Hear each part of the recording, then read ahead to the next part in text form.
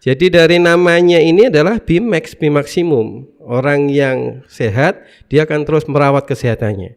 Orang yang sakit naik derajatnya menjadi orang yang sehat. Bahkan kalau ada orang yang sakit kemudian dia konsultasi dengan tim kesehatan BIMAX, dia akan diberikan perawatan dengan BIMAX, maka pada saat sembuh dia jadi konsultan kesehatan.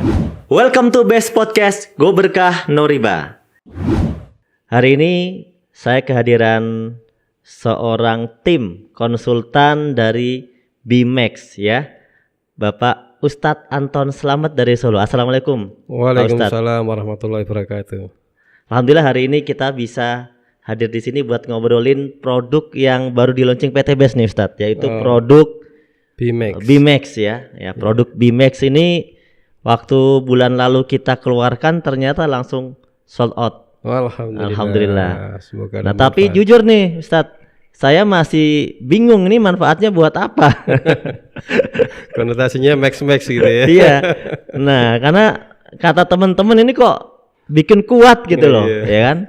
Bikin kuat. Nah, saya penasaran ini bikin kuatnya kuat seperti apa? Jangan sampai saya salah menilai, salah menafsirkan. Ya, nanti salah lagi. Pengennya saya apa, jadinya apa nanti ya kan? Nah, oke. Ustadz saya mau tanya nih, kira-kira BIMAX ini sendiri apa sebenarnya? Seperti apa? Jadi BIMAX ini merupakan formulasi dari berbagai macam herbal yang umum lah di Indonesia banyak ditemukan itu kan, tetapi dengan komposisi, dengan racikan timbangan yang pas sehingga dia bisa menjadikan kinerja organ menjadi lebih maksimal.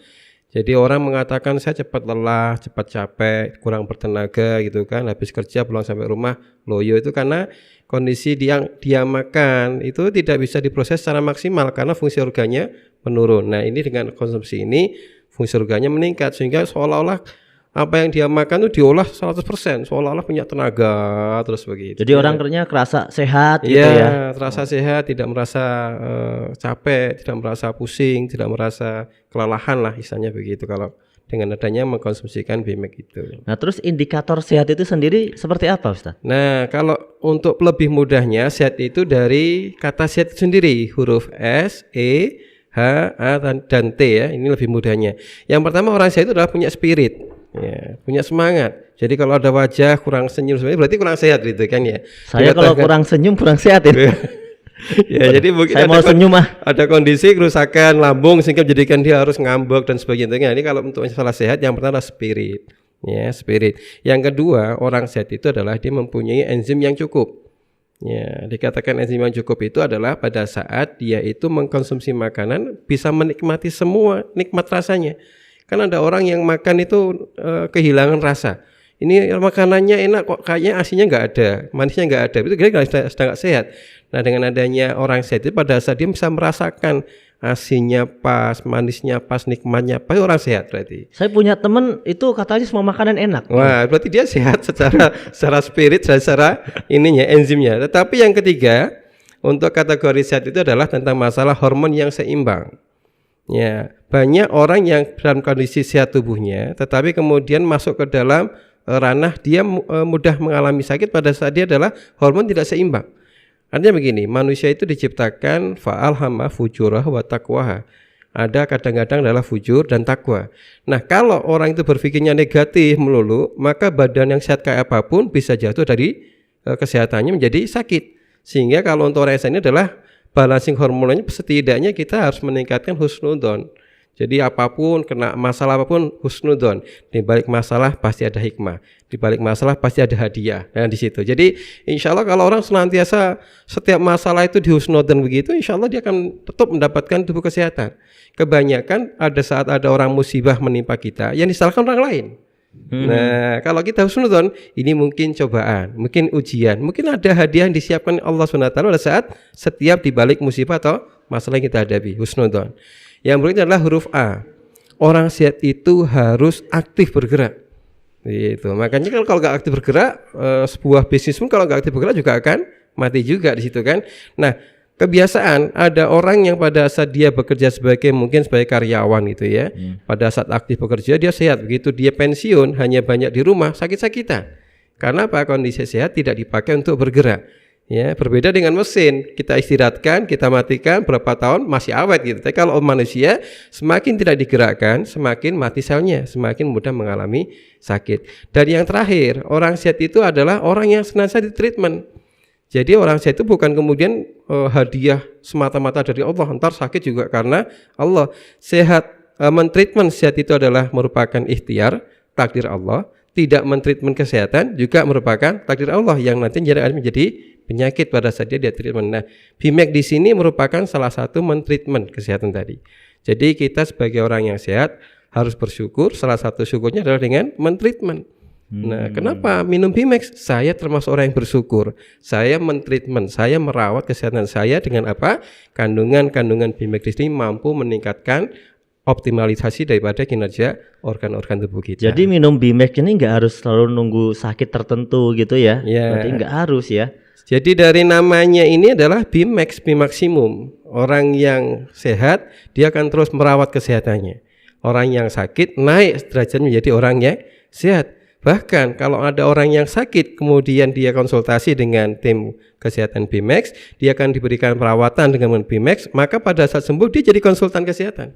Ini yang berbeda dengan. Terus mengapa orang itu bisa sakit? Nah, kenapa orang bisa sakit sekarang? Ya, jadi orang itu keluar daripada kebiasaan sehatnya.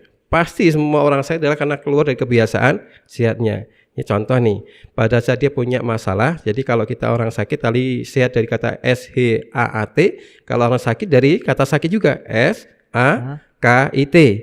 Orang pertama kali sakit bukan karena faktor makan, nanti ada faktor stres. Ya. Jadi faktor stres, faktor stres. Iya, stres. Jadi stres. Jadi dia merasa semua masalah itu terasa berat. Padahal kalau di dalam Islam dikatakan kalau punya masalah sabar dan sholat. Masalah itu akan diberikan sebuah solusi oleh Allah SWT ya. Jadi masalah pertama adalah faktor stres. Jadi ada orang kena diabetes yang salahkan gula, orang kena kolesterol yang salahkan kambing gitu kan. Padahal kambing tidak mengandung kolesterol gitu. Kambing mengandung anaknya kambing kan begitu. Nah, ini kadang-kadang adalah gara-gara makan kambing jadi kolesterolnya naik, bukan karena faktor stres. Nah, ini kebanyakan orang-orang Indonesia pada saat dia kondisinya stres, itu malah kadang-kadang mencari makan yang enak.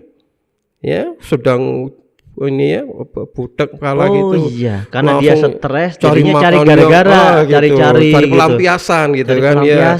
Sedang marah sama bosnya, beli makanan kepala ikan dibawarkan bosnya dimakan gitu. Nah, ini malah menambah stresnya sehingga menjadikan apa yang di dalam kandungan manusianya baik dalam tubuh kita menjadi racun dalam tubuh kita.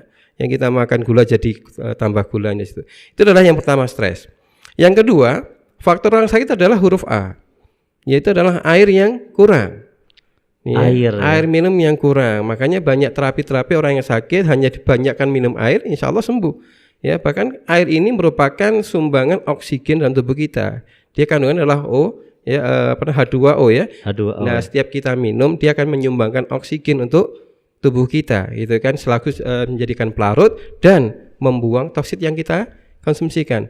Berapa banyak orang sehat itu kalau misalnya untuk menurut kesehatannya dalam hitungan kita adalah setiap 25 kg berat badan membutuhkan air putihnya 1 liter.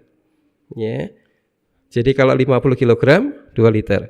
Bagaimana dengan minum teh atau kopi? Dia dianggap sebagai makanan cair, bukan minuman. Bukan dianggap minuman ya. Bukan selain air karena untuk mineral itu tidak dianggap ya. Karena kopi ataupun teh itu harus diencerkan lagi. Ada kandungan kopinya, ada kandungan gulanya, bahkan ada kandungan creamernya. Itu kita tidak sebagai minuman. Minuman adalah air putih.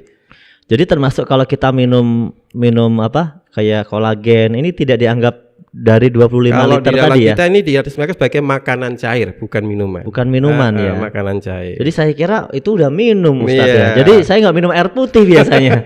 Ini kadang di tetangga saya ya, dia sudah mengatakan saya udah minum banyak, tetapi tiba-tiba kena batu ginjal. Padahal dia katakan, dokter Pak kalau nggak minum banyak, saya minum banyak, tapi minumnya teh. Nah, teh ini menjadikan tubuh kita harus memproses, memisahkan gulanya, memisahkan tehnya. Baru nanti jadi airnya tinggal sepertiganya, tinggal setengahnya, sehingga ginjal tetap kurang air kalau kita mengkonsumsikan minuman yang berwarna-warni. Jadi boleh minuman yang berwarna, tetapi kecukupan air putih disesuaikan dengan berat badan. Itu adalah huruf A.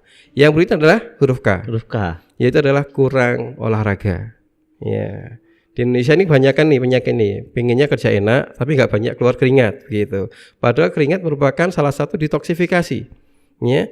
Ibu-ibu mengeluarkan keringat pada saat masak itu bukan dikatakan sebagai detoksifikasi karena keringat yang keluar adalah asam.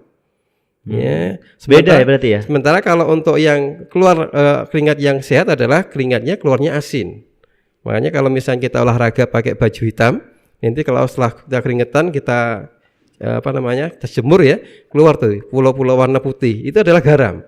Nah, itulah yang menjadikan efek kalau kita kurang olahraga, garam tadi menjadi mineral penyumbat. Keringat aja ada yang asam, ada yang asin. Betul, ada keringat bau kecut gitu kan, ada yang rasanya asin. Nah, keringat yang menyehatkan adalah keringat yang karena olahraga, faktor digerakkan tubuh kita ya. Dia itu adalah warnanya asin tadi itu. Jadi kalau hanya untuk yang karena kepanasan, AC mati, kipas kurang kencang, ini keringatnya asam semua itu ya, tidak sedap di dalam tubuh kita, capek semuanya ya. Kemudian yang berikutnya adalah huruf I. Huruf I. Itu adalah istirahat tidak optimal. Orang mengatakan istirahat yang cukup. Yang cukup yang bagaimana? Bukan cukup, yang benar adalah istirahat yang optimal. Bahwasanya waja'nal laila libasa waja'nan nahara ma'asa. Sunnah dari fitrahnya daripada manusia, malam itu istirahat, siang jarum cari maisha. Nah, kapan tidur yang beroptimal tadi? Kurang lebih kisaran jam 10 sampai dengan jam 2 pagi. Ya, kalau misalnya keluar dari tidur tadi, maka kita tidak mendapatkan hormon melatonin yang digunakan untuk regenerasi tubuh kita. Jadi seolah-olah tidur siangnya full panjang, ternyata tidak bisa menggantikan malam harinya kita tidurnya meskipun sedikit. Siangnya panjang. Betul. Ya. Betul. Jadi tidur kita misalnya jam 11, itu kita anggap kehilangan tidur 1 jam. Biasa tidur jam 12, dia kehilangan tidur 2 jam meskipun bangunnya jam 6. Karena yang dihitung adalah jam 10 sampai jam 2 pagi. Betul. Ya, jadi itu adalah istirahat yang tidak optimal. Sehingga dengan adanya akumulasi stres, air yang kurang olahraga, istirahatnya juga amburadul, tengah malam baru tidur, maka terjadilah akumulasi yang T yang terakhir, itu adalah toksit. Ya, munculnya toksit tadi itu kenapa ada orang sama-sama makan santan, yang satunya nggak kena kolesterol, satunya kena kolesterol. Ya, kenapa satunya ada darah tinggi, satunya nggak darah tinggi, padahal makanannya sama, disebabkan karena masalah pola hidupnya yang tidak sehat tadi itu. Jadi stresnya tidak diimbangi dengan ibadah, ya, airnya tidak dicukupkan, olahraga tidak diagendakan, ya, istirahatnya tidak diatur. Saya pernah menyampaikan kepada ulama yang harus mengisi sampai malam-malam, yang rapat atau mungkin para eksekutif muda itu kan, misalnya dia harus ada kegiatan yang sampai tengah malam, setidaknya dalam 1 pekan itu diagendakan untuk tidur malamnya di awal. Contohnya saya setiap Selasa off, tidak mau ada aktivitas keluar, harus tidur di awal nih, jam 9, jam 10 tidur. Ditanyain kenapa? Untuk tune up. Nah, bahasanya tune up, motor aja harus di tune up. Kalau kita terus-terusan dol gitu kan, tidurnya jam 1, jam 12, ini tidak akan bisa digantikan dengan tidur siang berapapun lamanya.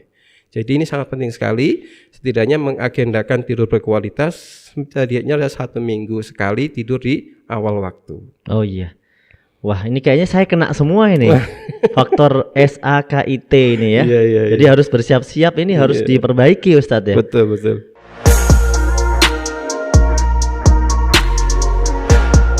Bagi teman-teman yang melihat podcast BMax pada video ini, silahkan bagi yang memiliki pertanyaan atau ingin berkonsultasi seputar apa yang diderita, entah itu penyakit atau yang lainnya, boleh langsung di kolom komentar. Insya Allah pertanyaan-pertanyaannya akan kami simpulkan untuk kemudian menjadi tema pada podcast berikutnya.